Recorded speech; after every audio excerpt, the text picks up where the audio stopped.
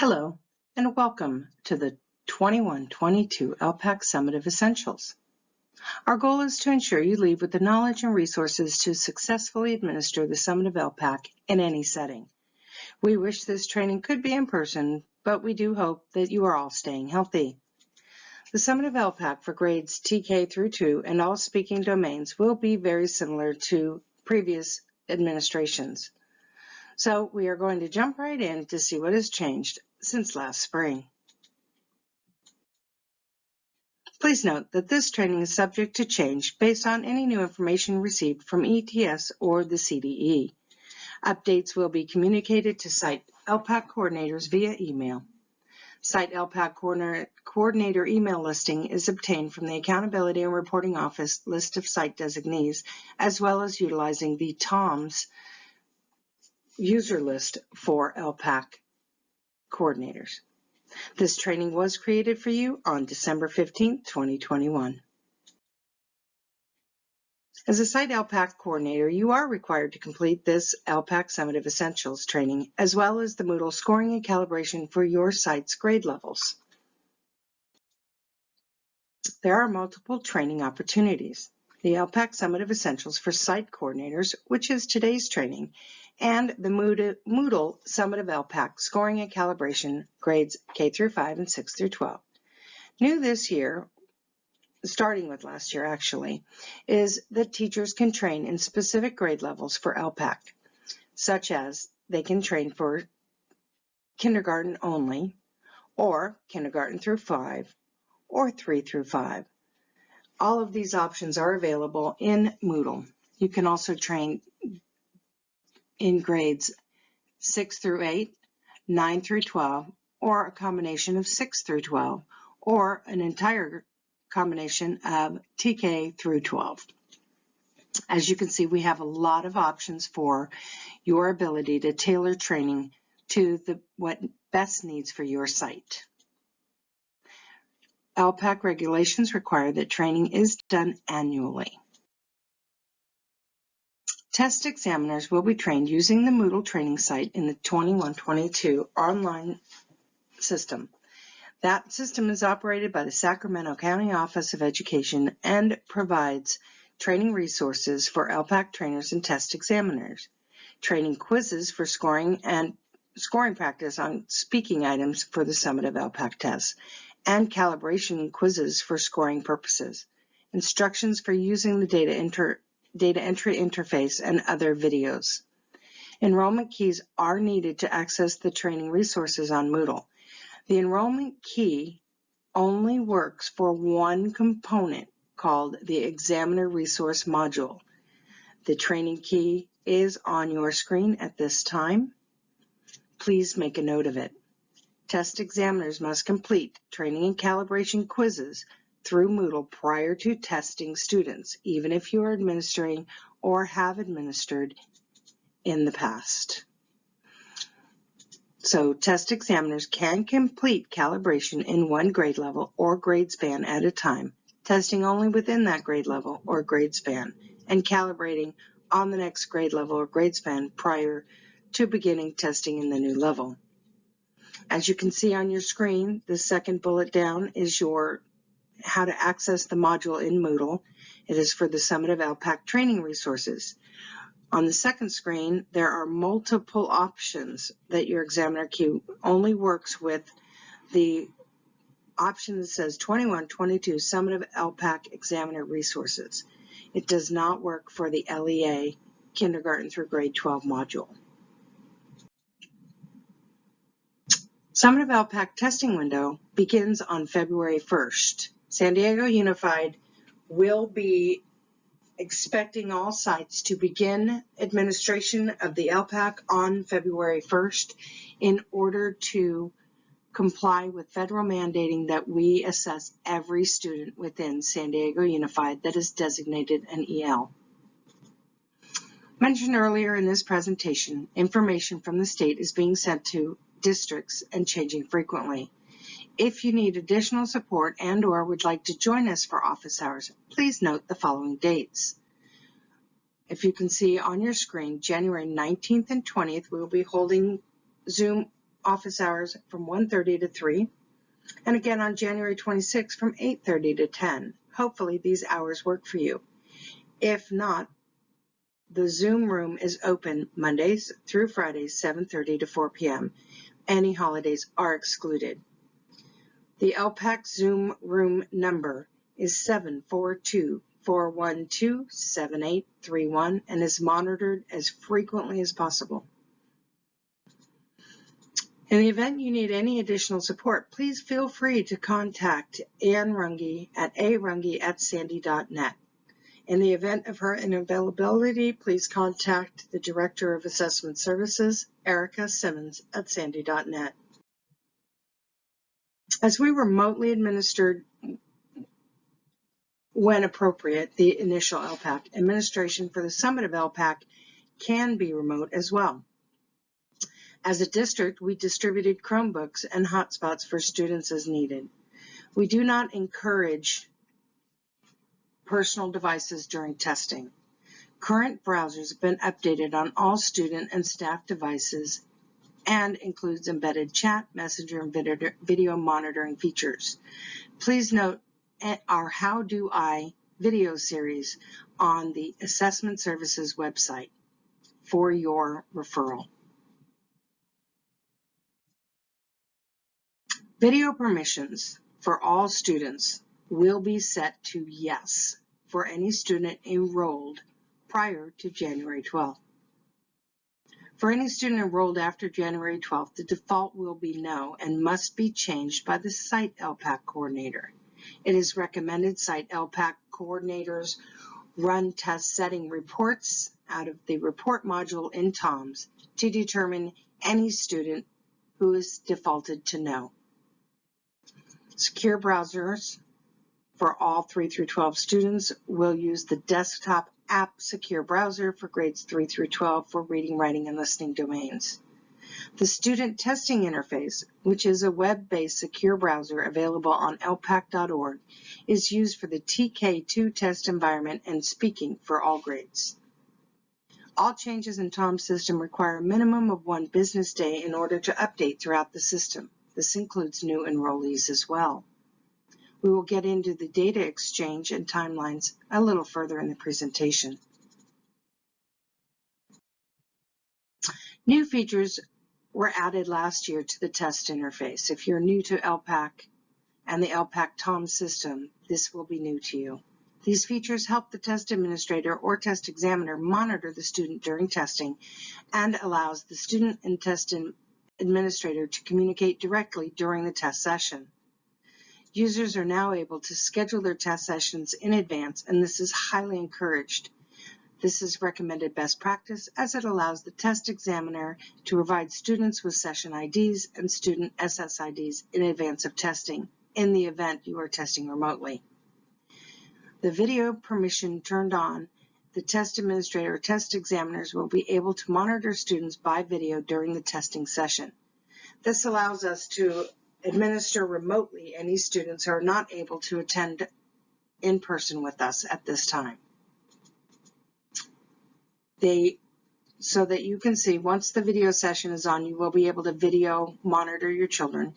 There's the messaging button that allows you to text between the students. This raised hand is students who might need your assistance, and it draws them up to the top of the observation boxes so you can respond to them and work with them directly. The phone call allows you to, it's a video phone call, and you can actually chat one-on-one via, I consider it like a FaceTime app. And if you needed to, you can broadcast. So say you have 5 minutes left in your session, you might want to let your students know and do a broadcast message. So how do you change a student's test assignment?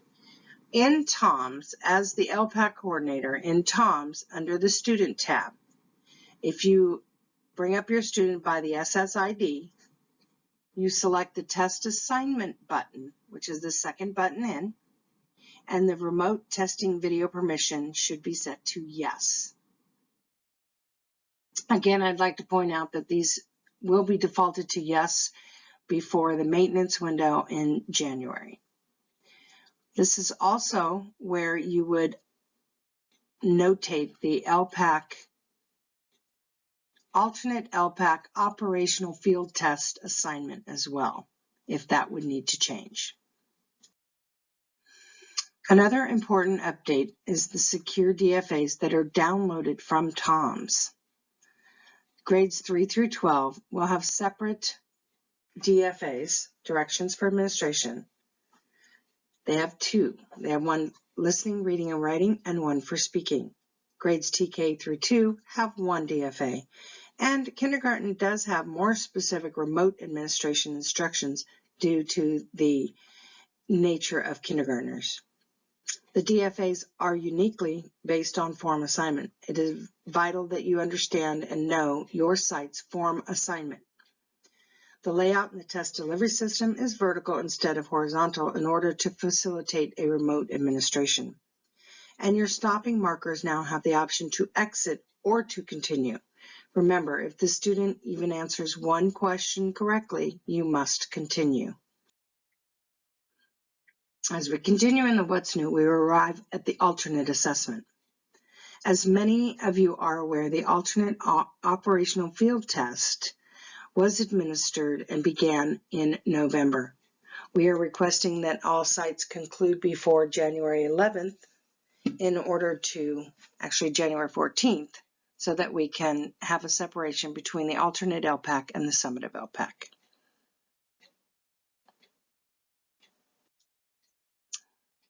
Prior to February 1st, Assessment Services will provide notification to all EL students enrolled via PeopleSoft, School Messenger, and Parent Portals. This notification is to inform parents that the summative ELPAC assessment is a federally monitored assessment and the mandated assessment. There are no waivers available and no option out. Testing can be remotely administered for this window. Parent guidelines for remote administration will be on page 2. We have it in a variety of parent languages. So what is the summative ELPAC? Why do we administer it? The purpose is to identify English learners' level of English language proficiency each year in order to assess his, her, them, theirs progression in acquiring any skills around listening, reading, speaking, and writing. State and federal laws require an English language proficiency test be administered to all students who are English learners who have not been reclassified as fluent English proficient. So what do we assess on the summative ELPAC? The summative ELPAC is broken into domains and tasks. The domains are speaking, listening, speaking, reading, and writing, and the task types are listed underneath for each grade level, such as listening is listening to a short story exchange for all grades K through 12. However, labeling a picture word with scaffolding is for writing domain is only for kindergartners. The speaking domain is administered on the computer to all students. It is on a one-to-one basis for all grade levels. The test examiners are required to enter scores into the DEI either during or after testing in order for student results to be generated for the entire ELPAC. Speaking is for all grade levels and it must be administered one-to-one. All test examiners who administer the speaking must receive their calibration and scoring certification from MOODLE prior to being and assessing our students. The writing process is slightly different. K through 2, if you're scoring remotely, the student would be writing their responses, holding them up for you to visually see, and the test examiner transcribes those responses verbatim in the student's response book. The student then, we have it as returning the answer sheet. However, they will be able to securely destroy those responses on video in front of the test examiner. So when is our ELPAC testing? San Diego Unified has determined in order to assess all the students at 100% that we must begin on February 1st, and we will run through March 11th. We would appreciate that everyone begin their testing on February 1st until all their students enrolled are assessed. The remaining window will be for any new, transferred, or otherwise identified students that arrive at your site. Meanwhile, all districts in California are still required to test any newly identified and enrolled English learners through June 30th, 2022. Meaning if you get a new student from out of the country, you would administer the initial, and within 30 days, you want to begin to administer the alternate. So remember, this year, we are not waiting until after spring break. We will begin testing on February 1st. Even though the state testing window is February 1st through May 31st, it is the intention of San Diego Unified to be at least 90% complete before March 11th, 2022. So who's going to take the Summative ELPAC? Any and all identified English learners in TK through 12 or up to age 22. This includes any newly identified English learners as well. So how do you create your testing schedule? You need to plan and arrange your test sessions in advance, utilizing your school's master calendar and possibly mirroring the CASP test rollout as well. Plan your test sessions in advance and have your test sessions communicated to your students with their SSID. You can use, if you're needing to administer remotely, you can use a student communication, the student district email. You do not need to have a teacher or breakout session. You are able to set up your own testing sessions outside of the classroom. So use that to your advantage. Minimum days are excellent opportunities as well. All teachers and staff can assess reading, listening, and writing without needing to complete a calibration certification in MOODLE. A video presentation during staff development would be all that is required. Who can administer the ELPAC? This part is critical, and we get this question a lot. A test examiner must be an employee of the district. They can be a substitute, but they must be a paid employee of the district, not a volunteer. They must have signed the electronic version of the ELPAC test security affidavit, and they must be proficient in English. Proficiency means they must have a command of pronunciation, intonation, and fluency. To be able to administer the speaking or writing for TK through 2, they must have received MOODLE training and be certified in the administration and scoring of the Summative ELPAC in MOODLE. Do not set up test examiners in ELPAC TOMS without verifying they have been trained prior to allowing them to be a test examiner. So what do you do before testing? Things that we will be talking about here is the test security, because for TK through 2 and even online and remote, test security is important. Receiving of materials, students to be tested, testing schedules, and assessment accessibility.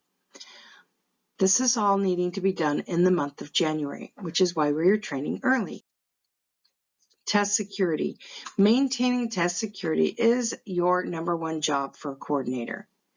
You need to, if you're working remotely and you are assessing remotely, please be mindful that you are also still required to maintain security at your home office, meaning these items must be locked in a secure location, desk, or office.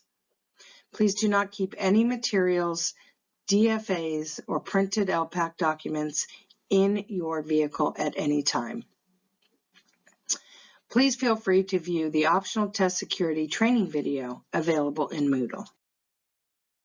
Any staff assigned an ELPAC examiner in TOMS will be signing an electronic version of a security affidavit. It is important that staff understand the rules of a security agreement. They are expected not to divulge any contents of test materials. They only allow the eligible pupils in the room while they are testing. They will collect and account for any and all test materials or visually confirm that test materials were destroyed in front of them. They will not review any questions, passages, or other items with any other person, and they will actively supervise pupils throughout the testing session.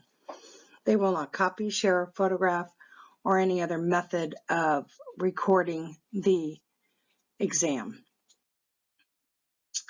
Please make sure that appropriate testing conditions are followed. There is no use of electronic devices of any kind other than the district's issued student device. The atmosphere should be quiet and focused, and there should not be any visual distractions or cues available to the group, whether that be in a classroom, a home office, or in a home. So organize your testing into smaller group sizes depending on test administration. Smaller groups reduce testing anxiety and facilitates monitoring and control for test administration. One-on-one testing, the student should be in a quiet place away from any other distractions as much as possible. You need to remove or cover displayed information that students could use to answer questions. And be sure to post the unauthorized electronic devices notice on any doors during testing. Please ensure that all cell phones and other devices are turned off and put away during testing.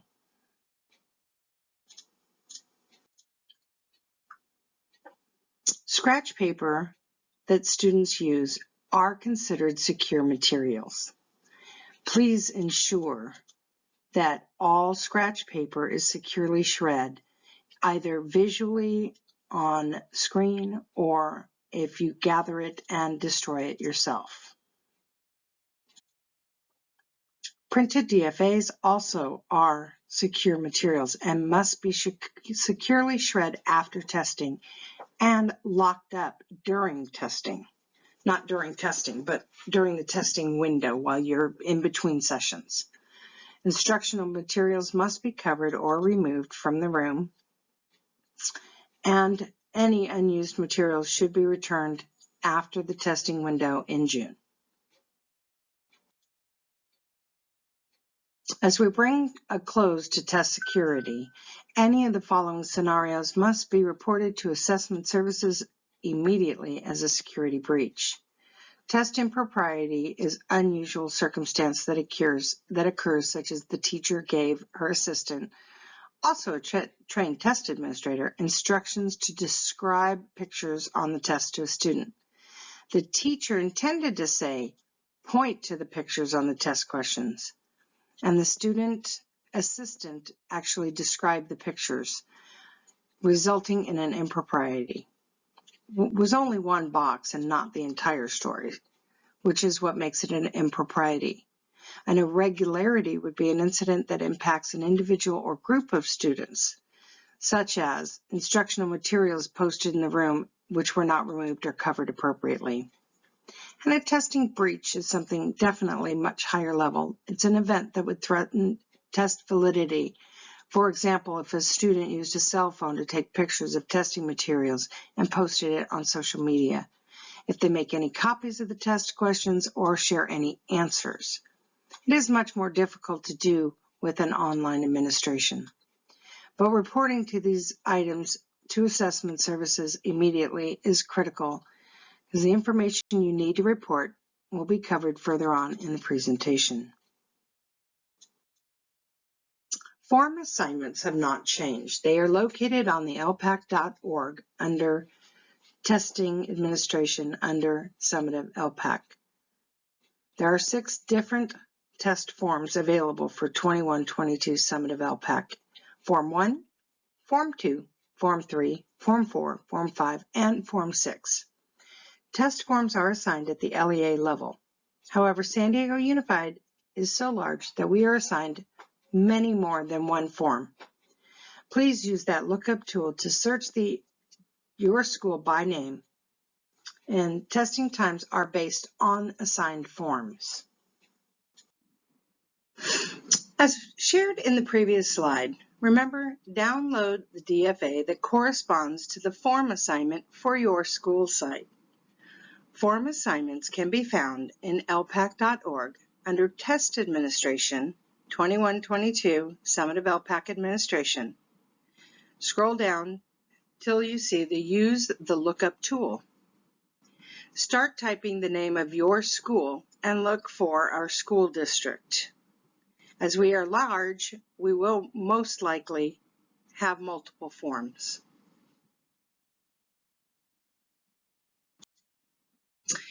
Here is the important part that applies to all grade spans.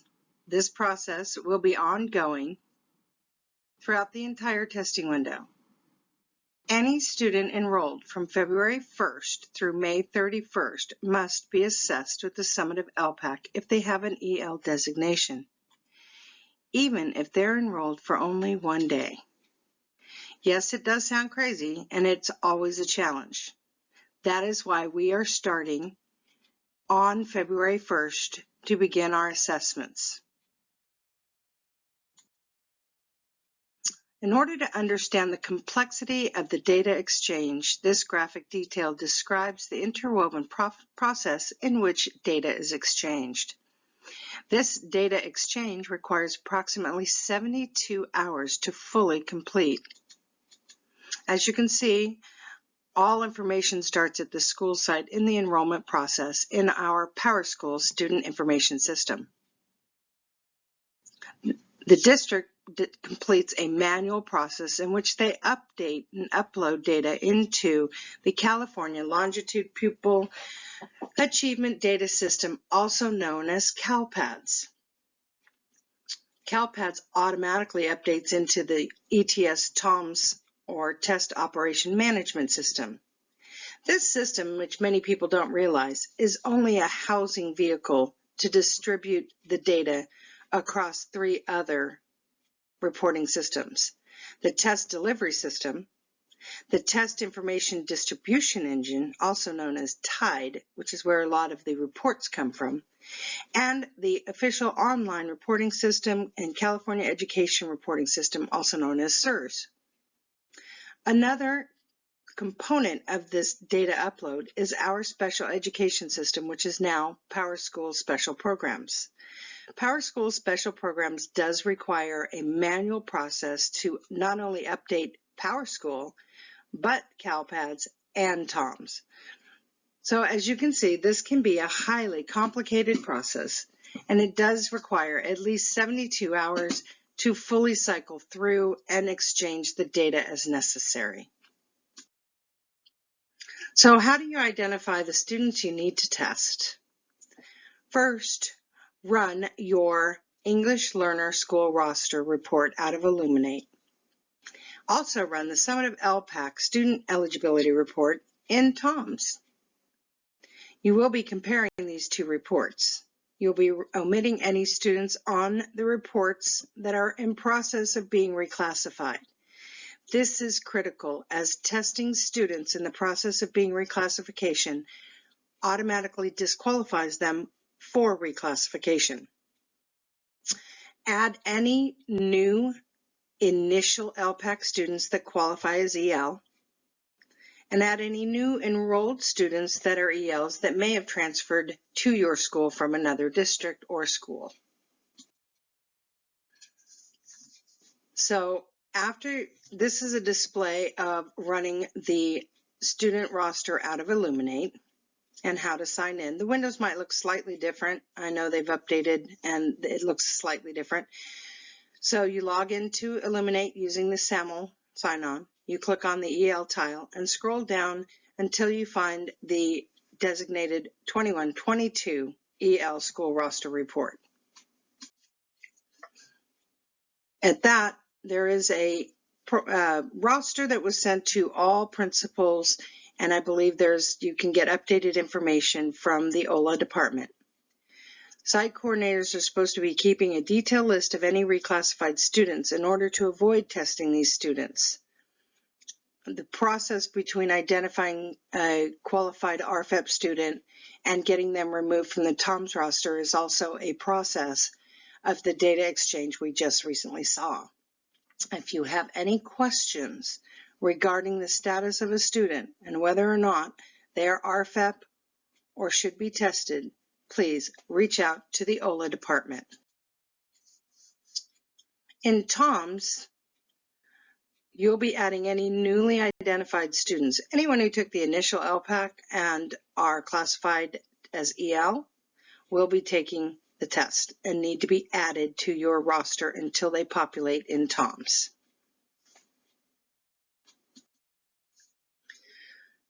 Add any newly enrolled EL students. There are multiple ways that a person or site can determine if a newly enrolled student has previously tested. Waiting for the time for the process of data exchange is important. Once that occurs, you can run the eligibility report from TOMS and it will reflect students that need to be tested. Under links, run the site completion status and roster management, and this report reflects the students on your roster and exactly where they are in the testing process. If a student started the test at another school, this report will reflect that information. Accessing the Summative eligibility report in TOMS. This is an important report to run throughout your testing window. Again, when you are in the TOMS software, you select the report in the blue menu bar, then select your site reports and scroll down to Summative ELPAC Student Eligibility Report.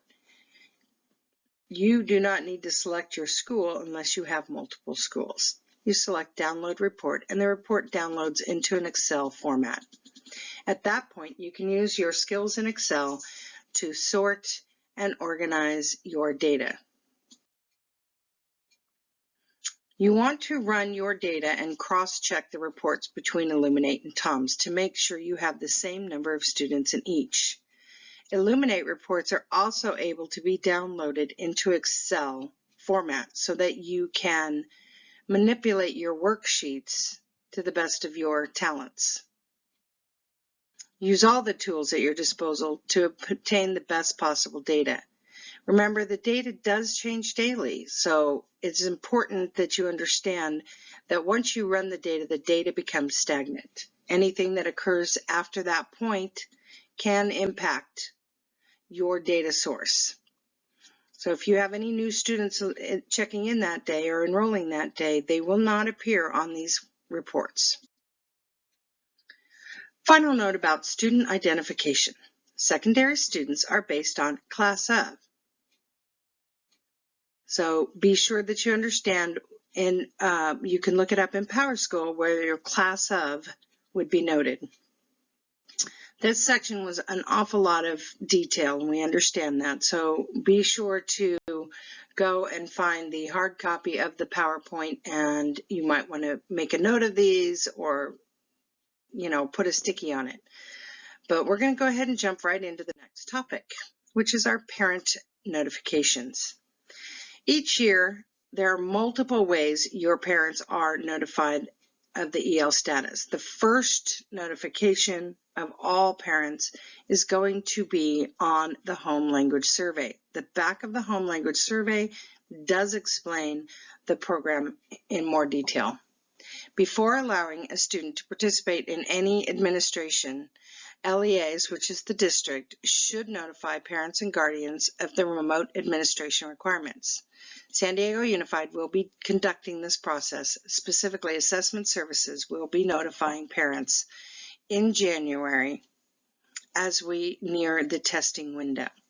We have customized the document for our letterhead and given out a number of statements to ensure that parents understand this test security and that they are not able to assist their student once testing is underway.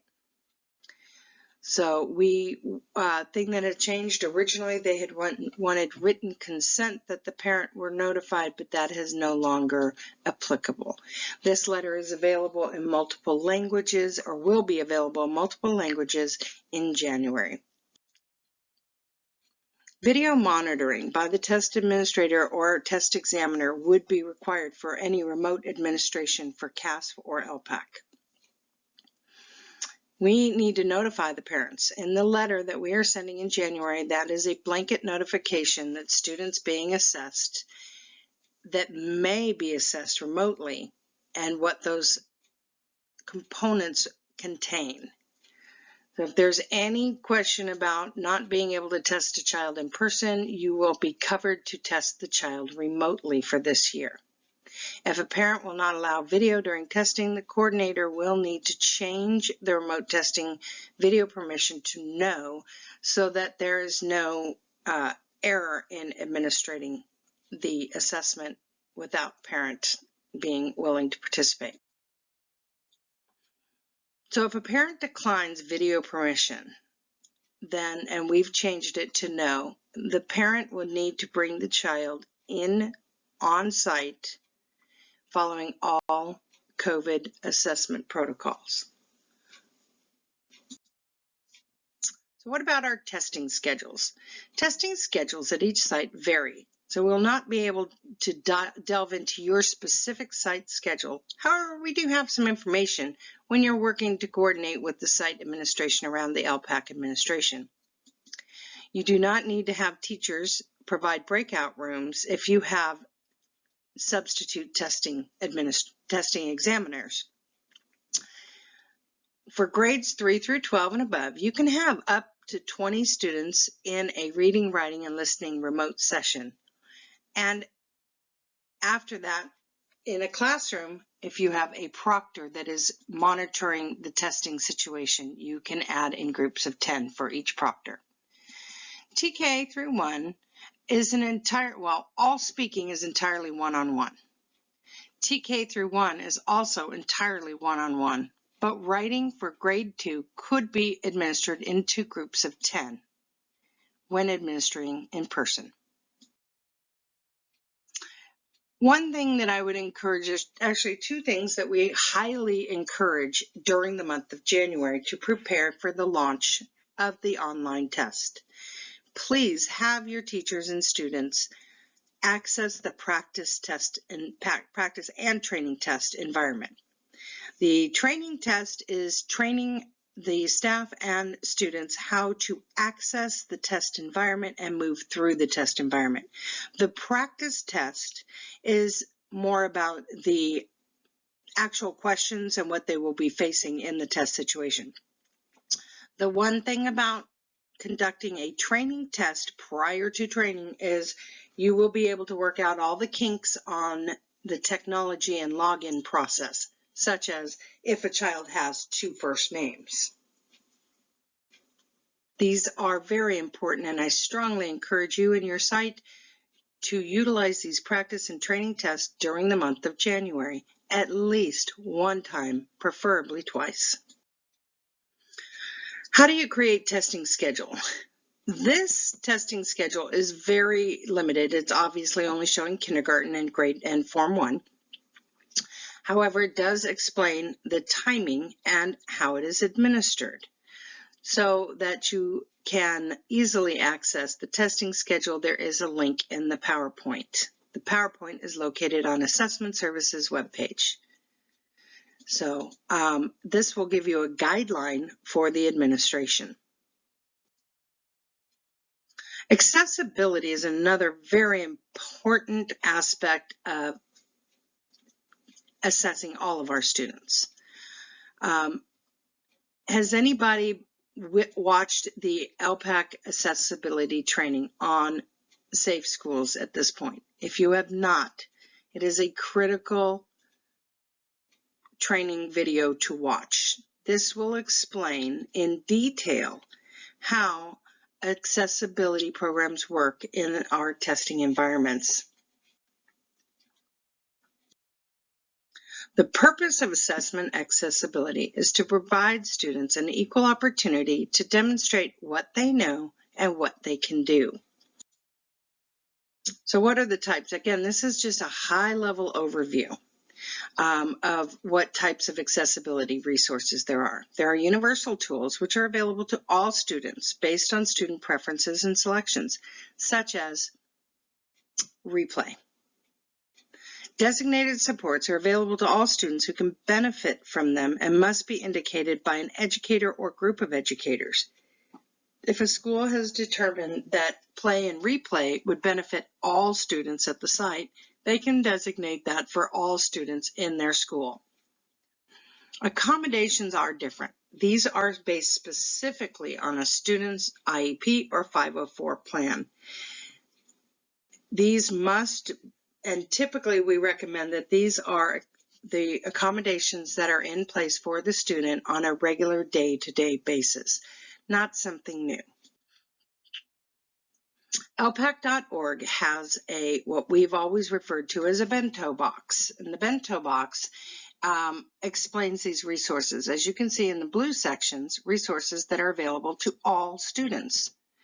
Okay, Zoom, breaks, expandable items, a highlighter, pause and replay, magnification. So these are all really great designated supports and universal tools. Now, again, if the child is not used to using these on a regular basis, they probably will not use them during the testing situation.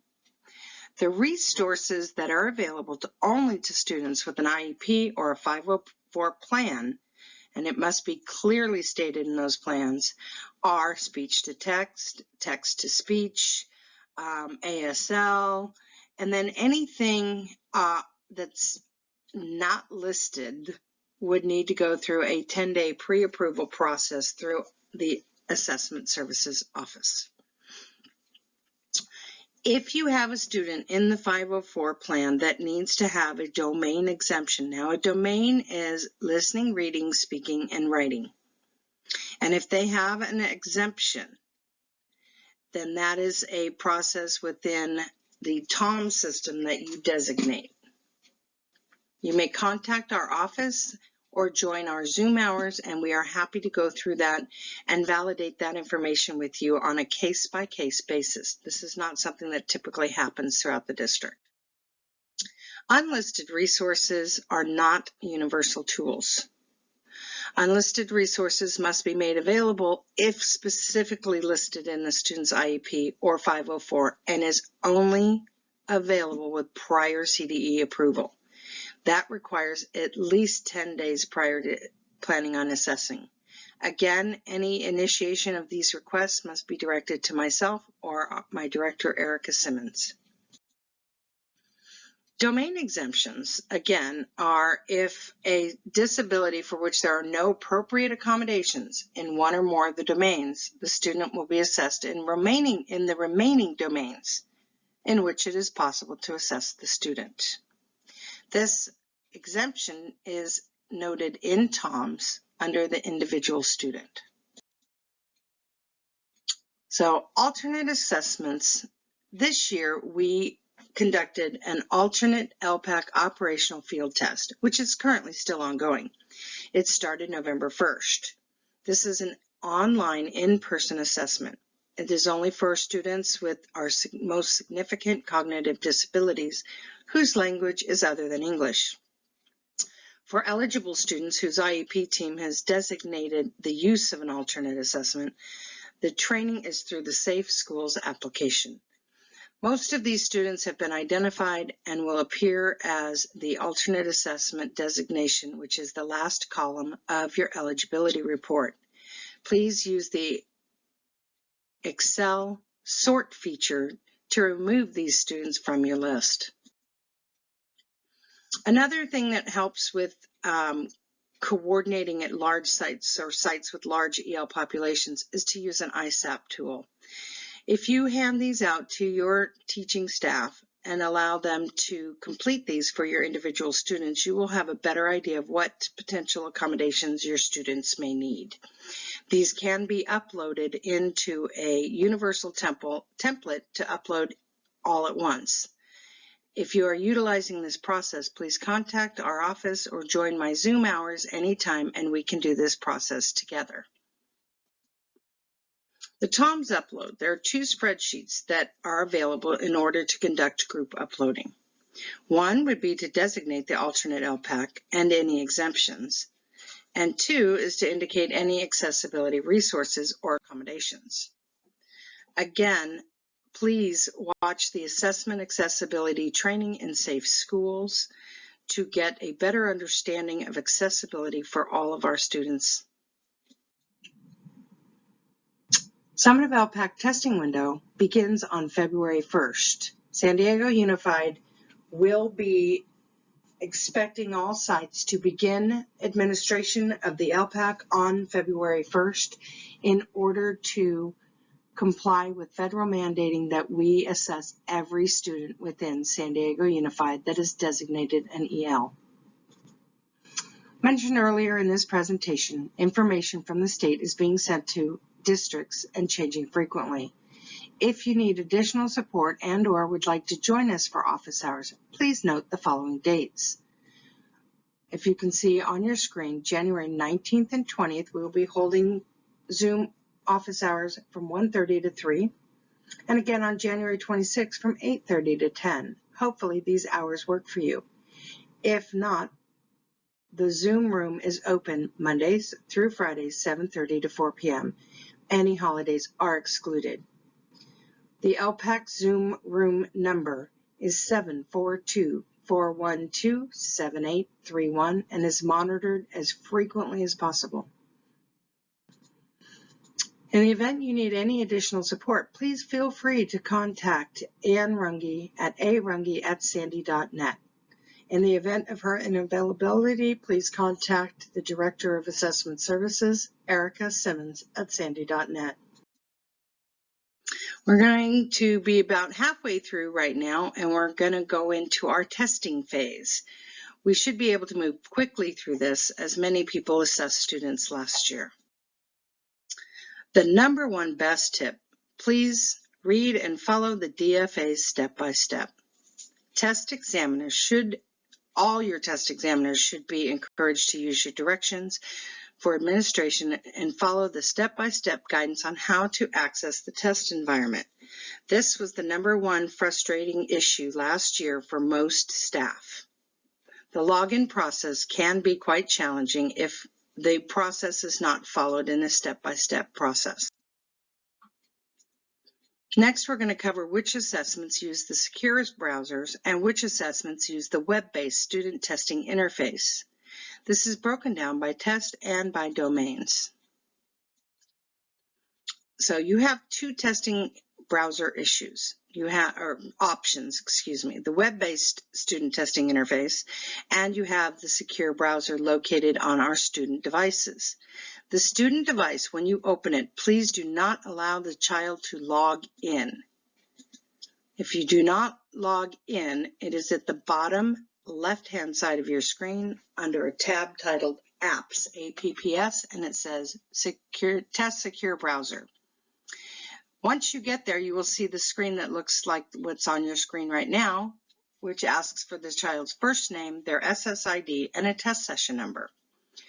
The web-based student interface is located on elpac.org and will also bring you to this exact sign-in page. It is important to know when you can use which option. So listening, for grades kindergarten through 2, listening, speaking, reading, and writing are all on the web-based student testing interface. However, grades 3 through 12, it's only for speaking. Grades 3 through 12 will utilize the application version located on the student devices. These remote testing features are not new. They were in place last year, but for any new staff, any new administrators, testing examiners, we've had a lot of questions about how remote testing can work if your children are not present in the classroom. So if you are doing a remote administration, this is a very effective method of assessing students who cannot come into class for whatever reason. So you schedule your session, You can have the ability to schedule sessions in advance. I used to keep open my school for an entire week and allow kids to be able to come in and out, and that way I had one testing number. You have a video feature, which is different from Zoom. If Zoom video is on, you cannot use the internal video feature. So it's very important, again, to know how this works. And if you use your DFAs, all of this will work seamlessly. You have a messaging app inside the testing environment. You have the ability for a student to raise their hand to ask a question, and you can even video chat with the student. So users with a role in TOMS to remote testing access should be able to schedule test sessions in advance, which is highly encouraged for any video remote administration. You can even do this for the in-person administrations. That way you have control over the various times that you will be assessing. The test administrator or test examiner has the ability to monitor students by video, initiate video calling, and individual messaging to students, including sending broadcast messages out. When a test administrator or test examiner starts a remote test session, they will be prompted with a pop-up box asking them to agree to allow the test system to access the device webcam and microphone. So again, there is the remote process, which we're going through now, and the in-person process. The in-person process, when you are administering in person, you will not be seeing this feature. This is only when you need to assess students remotely, and that would be if your site test coordinator needs to catch those 1, 2, or 3 kids that did not appear for the test session. The student goes through their audio and visual checks, which is very similar to the CASP process and will remain as such. Once they've gone through all that, if you're testing remotely, you will be able to see your students on screen as on the example on your screen. If you cannot see the student, you cannot test the student. The one thing we found was bandwidth was a large issue last year, and we determined that if they have their Zoom on their phone, if another family member is in a Zoom classroom for any reason, that they will not be able to assess or access their camera because of their bandwidth. So we typically ask people to make sure that no other online activity is occurring, and that helps to clear up any video problems you may have. So there's a lot of different ways you can see this. You can see these nice and large or smaller as on the previous screen. They can raise and lower their hand. They can interact with you, but not their test content if you guys are communicating at the same time. The one-to-one video call can only be initiated by a test administrator or examiner, not by the student. I use this feature when I'm having difficulty reaching a student, or they might have some video issues. I try to use this to see if that works too. A broadcast feature also is only initiated by a test administrator or examiner, and it sends a message to all students in the session, such as there are only 10 minutes left to the session. So we all know that things happen no matter how hard we try to be perfect. So we're going to cover our testing irregularities in the process, also known as stairs. Remember the irregularity form of years past? Well, we've moved that and everything else with testing to an online feature called Stairs. The online ELPAC Stairs form linked in TOMS is the starting point for all coordinators and site coordinators to report any testing incident or irregularity that interferes with the administration and completion of test administration, this test assessment. We ask that you can review the Stairs and Appeals process video in order to explain this in more detail. The assessment services receives email copies of all STARS reports filed, so there's no need to include us or email them to us after you receive your confirmation. The STARS system is very easy to navigate, and of course feel free to call me if you have any questions and we can process it together. The STARS Appeals online form has been streamlined. From the blue menu bar in TOMS, select STARS on the top navigation bar. Be sure to select New STARS when getting started. You need the following information to report a situation in STARS: your school name, the date of the incident, the grade that it was affected, the test name and test domain, such as ELPAC Summative, speaking. So you continue through the menu options. Menu options for testing irregularities are included here, but not limited to: cheating, failing to follow test directions, writing on the answer book that results in like writing in pen for our TK through 2, if a teacher leaves any instructional materials on the walls, or if there's any missing TK through 2 test materials. Any of the other taking pictures of the test, all of those result in a report for STARS. So the STARS reports are in categories. We have administration, and they're very helpful. They do a great job as you're going through it. If you really read what is listed under each reason, it's extremely easy to follow.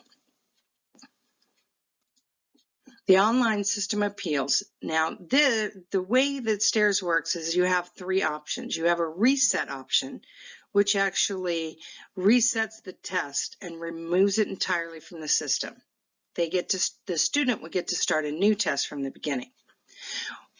Reopen a test allows the student to access a test that has already been submitted or it has expired. So if a certain amount of time passes and the child does not go back to finish the assessment, it will be considered expired, and you want to reopen that test. Now, there has been occasion that we have used the restore feature. It actually restores a test from a reset, which is where we threw it out, back to a prior status. This is a very challenging and requires extensive explanation to the testing company before it's approved, but it is something that you would join my Zoom room and we would discuss how we go about that and what needs to be for follow-up. Test operation systems for the ELPAC.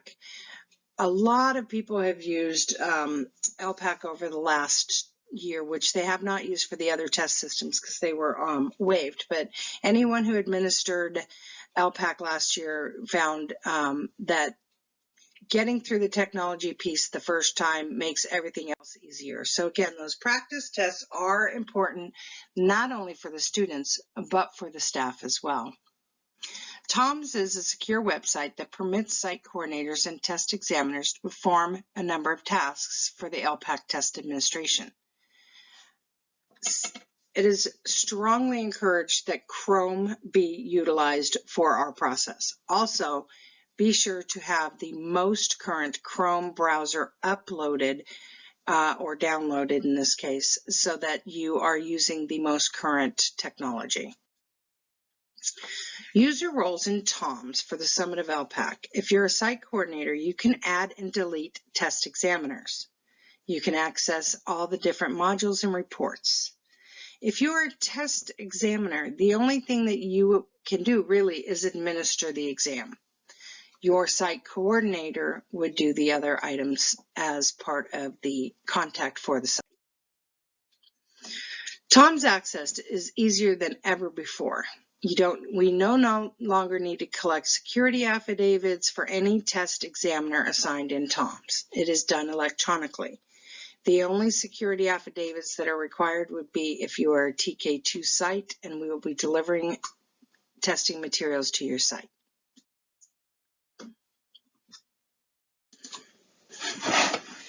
So, a good starting point to accessing TOMS would be from the elpac.org site. The first button is called the TOMS Access button, Test Operation Management System.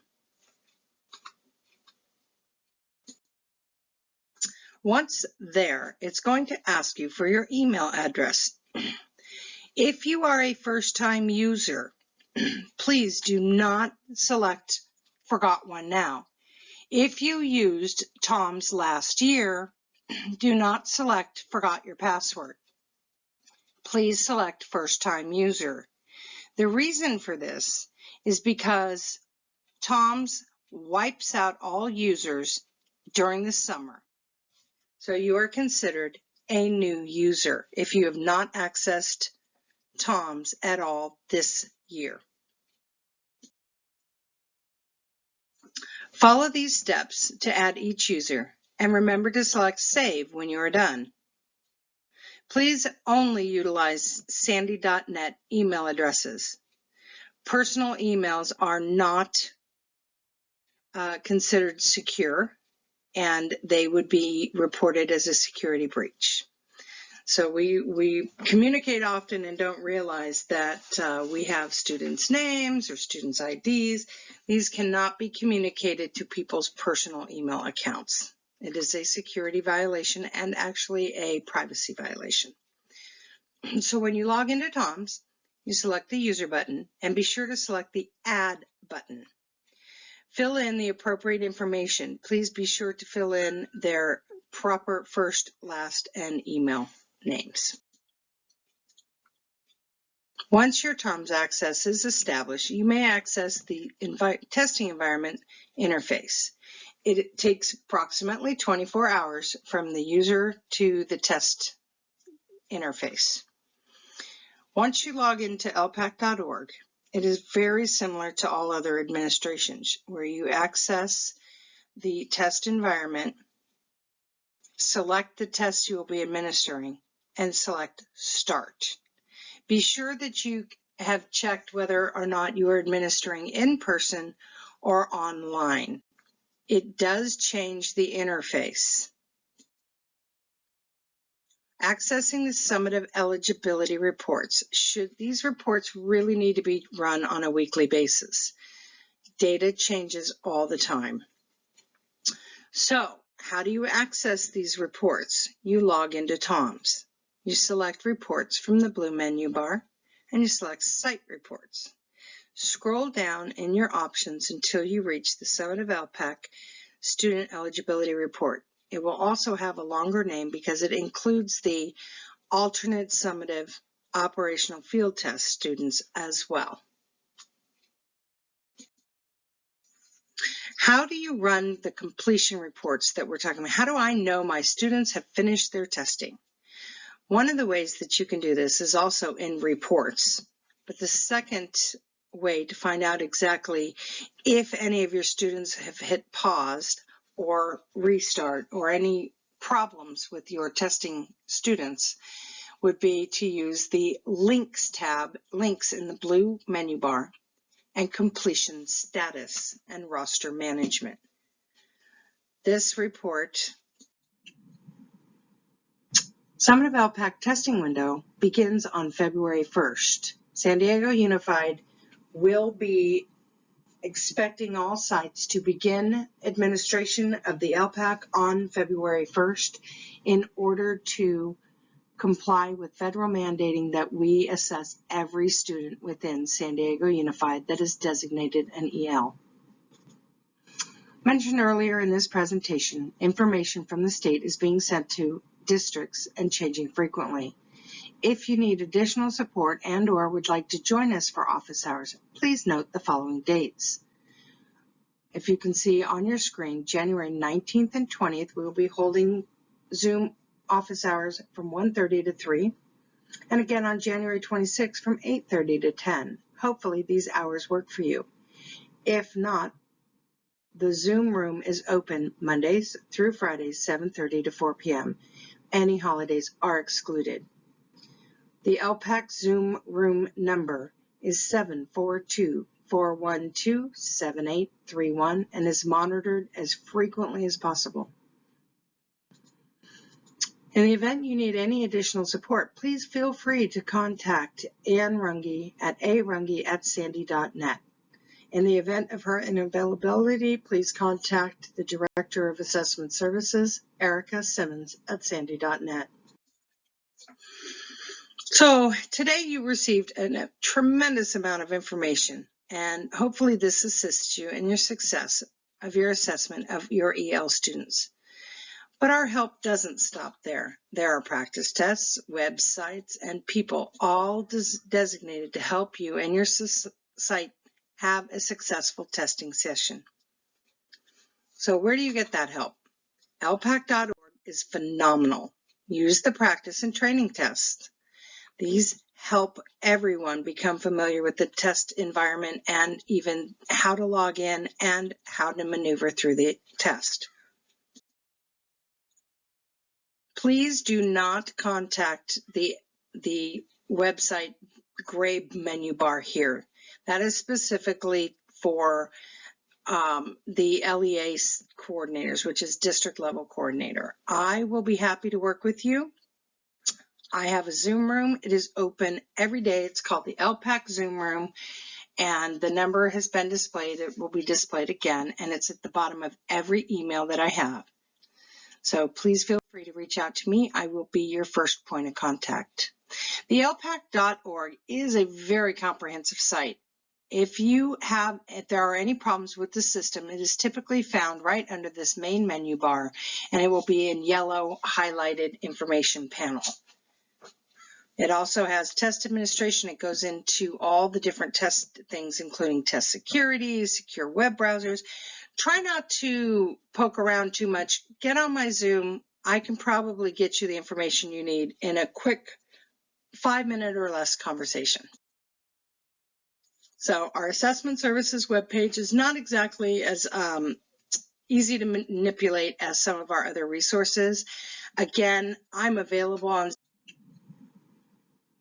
Summative ELPAC testing window begins on February 1st. San Diego Unified will be expecting all sites to begin administration of the ELPAC on February 1st in order to comply with federal mandating that we assess every student within San Diego Unified that is designated an EL.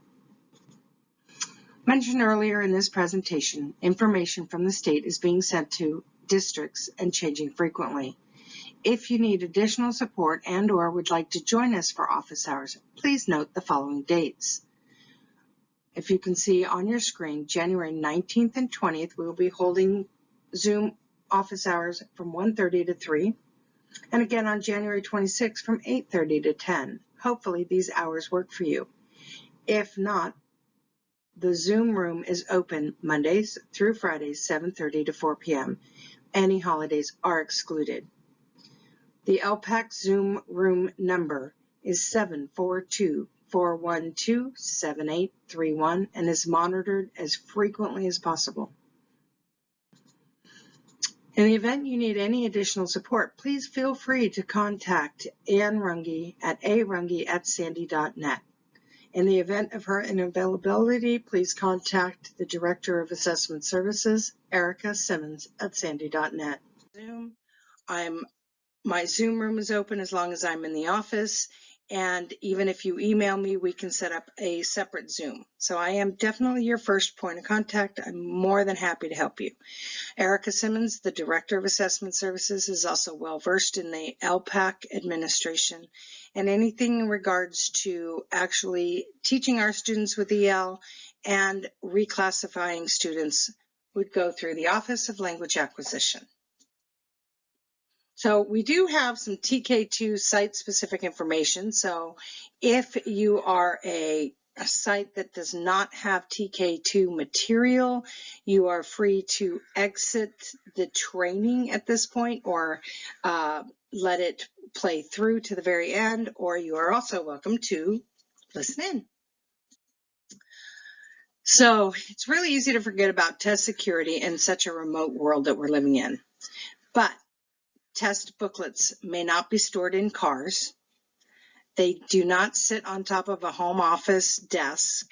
They are secure materials, and they must be in a locked cabinet in a locked room. It's getting easier because we have both in-person and remote administration this year. You are eligible to transport your test materials in the locked trunk of a vehicle, but do not make any errand stops. Test materials should be kept in a home, should be definitely kept in a locked cabinet in a locked room. So make sure that you're watching your students tear or cut or shred any paper or notes after their test has concluded. Test security required forms would be security agreements, and these are all online at this point, with the exception of TK2 materials that will be shipped to each site, which means you need to have the TOMS for non-TOMS users for your custodial staff, your principal, anybody who might have access to those materials if you are not on site. The process is completely electronic for any staff that don't use access TOMS. They don't need to access TOMS. It's called the TOMS for non-TOMS users, but it's still electronic. It's a very easy form to complete. Please ask your staff to truly read these, because they are certifying, this is an affidavit, that they will keep this material confidential and safe.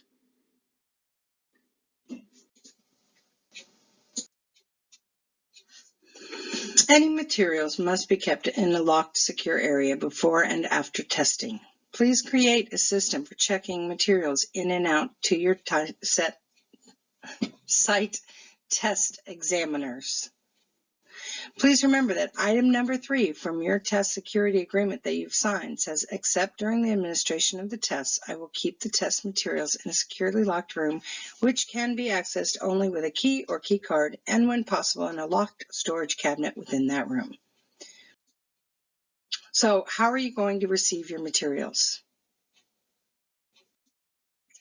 TK2 booklets are going to actually be distributed to the sites via mail truck. The white envelope in each box will contain tape, paper bands, packing instructions, and any white boxes to return materials. Answer books are for TK2 only. So just so that you are aware, again, we will be having the mail trucks deliver, and they will need to sign. So your custodial staff does need to be told. So be sure when you get your material, you inventory your box and contact us with any missing items or questions. If you feel that you're going to need additional TK material, please email Ann Runge, and remember that we are in the office on a limited basis. Please don't throw out your boxes. You will be returning material in those boxes. So all boxes are provided with ELPAC materials will be saved and used to return your materials after testing, which would be mid-March. Ensure that any staff does not throw out the boxes. Please note, physical test answer books are for TK2 grades only. The DFA stands for Directions for Administration. These are printed out on a site-by-site basis. The TAM, or Test Examiner Manual, Test Administration Manuals, are all online. There are no documents that are not online at this point. Pre-ID labels, I have not been communicated with on pre-ID labels at this point.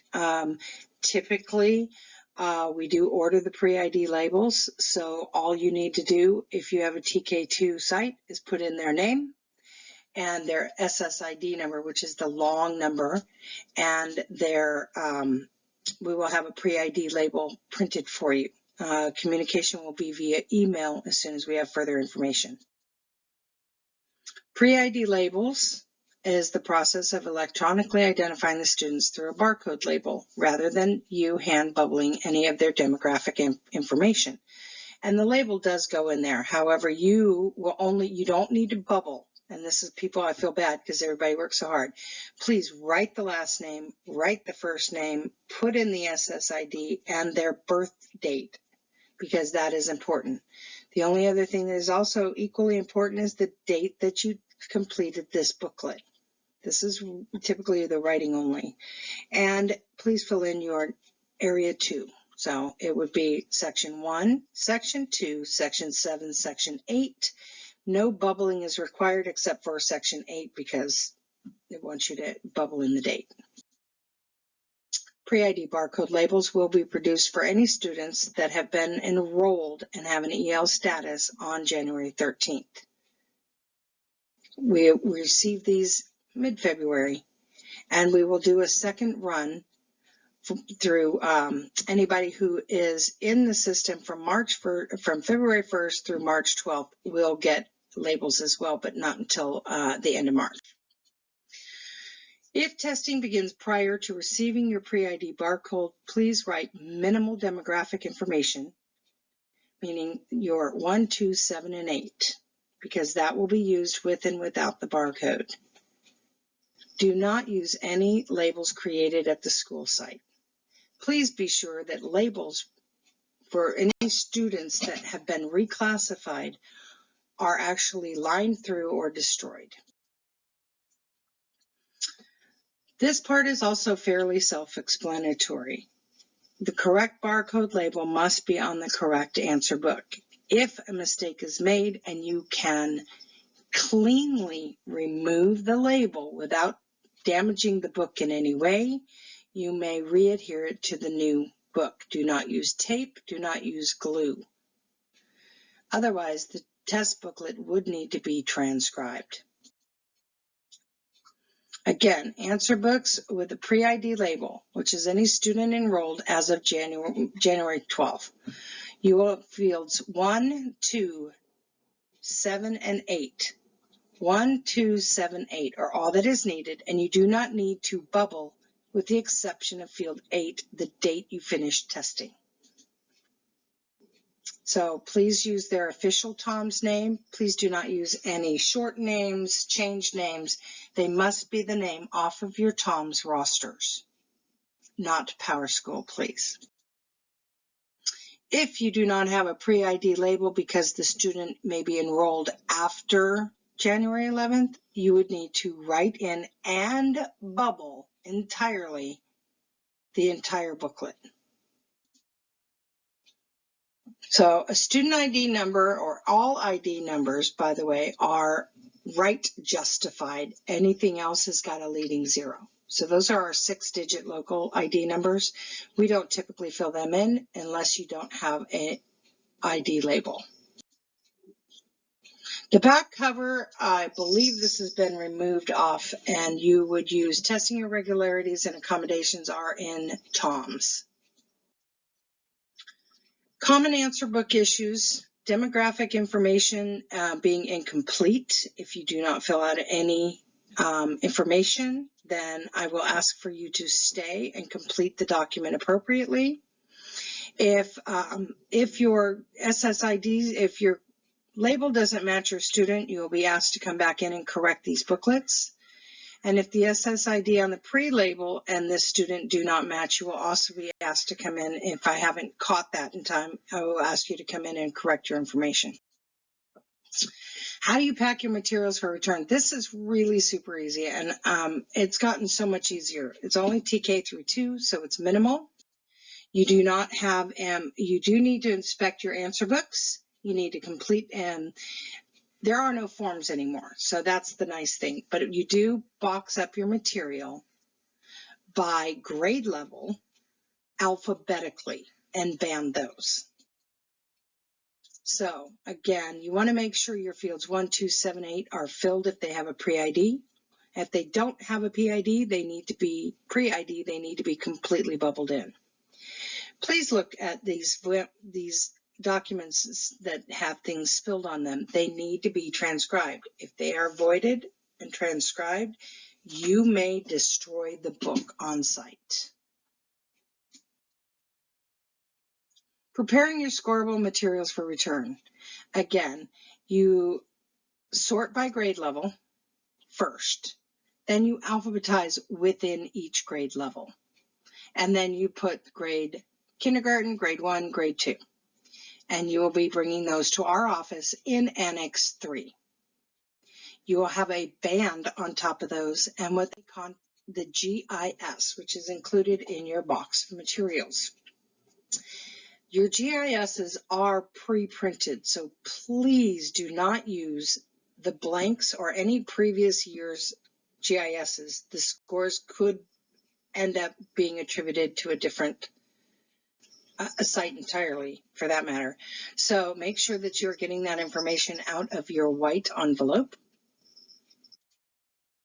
Once your GIS is complete, there's one GIS per grade, so the grade is marked here, and the number of the documents in your packet goes here. Again, one GIS per grade. The packing order within each grade level, you put the pre-ID items at the bottom and any hand grid or hand bubbled on top. Everything would be by alphabetical order by grade level with your GIS on top. So bringing it into me, again, your highest level, so grade 2, grade 1, grade kindergarten will come to me, paper bands and GISs. So this visual is included just for your visual.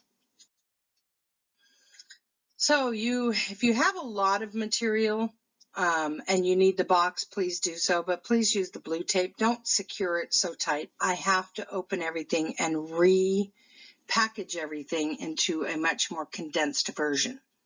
You are welcome to bring me your items without a box. We don't have as many as we used to, so boxes are no longer necessary or required. So we are not going to do a schedule return, but I do want you to know that these are tentative returns, and this would be your bulk of your material, because we're testing starting on February 1st, would come to me on February 24th. Secondary return would be the 10th and 24th, April 7th and 21st, May 5th and 19th, and the final for everything you've assessed on your site is June 8th. So we do ask that you bring in all your items by February 24th so that we can process early and get results quickly. So materials are hand delivered to 4100 Normal Street as often as necessary, Monday through Friday, preferably 9 a.m. to noon. If you wish to drop off anytime outside these hours, please make an appointment with Ann Runge or call our office to make sure someone is there that can securely accept your materials.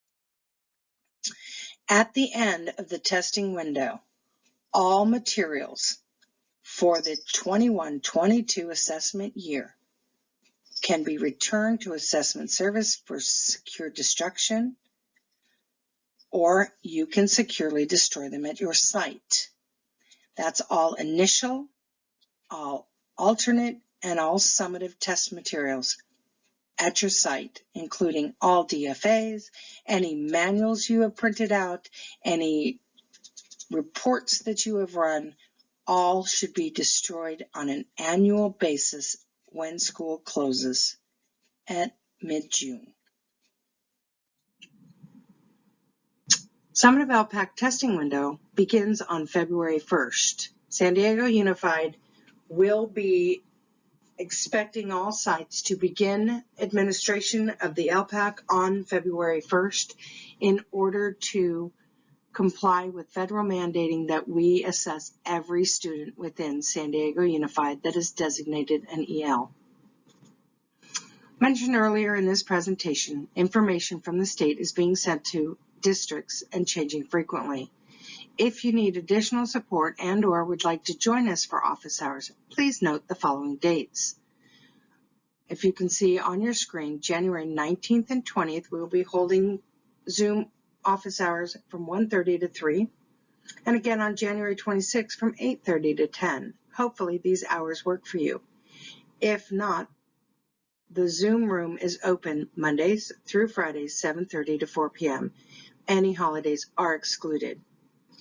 The ELPAC Zoom room number is 742 412-7831 and is monitored as frequently as possible. In the event you need any additional support, please feel free to contact Ann Runge at arunge@sandy.net. In the event of her unavailability, please contact the Director of Assessment Services, Erica Simmons, at sandy.net.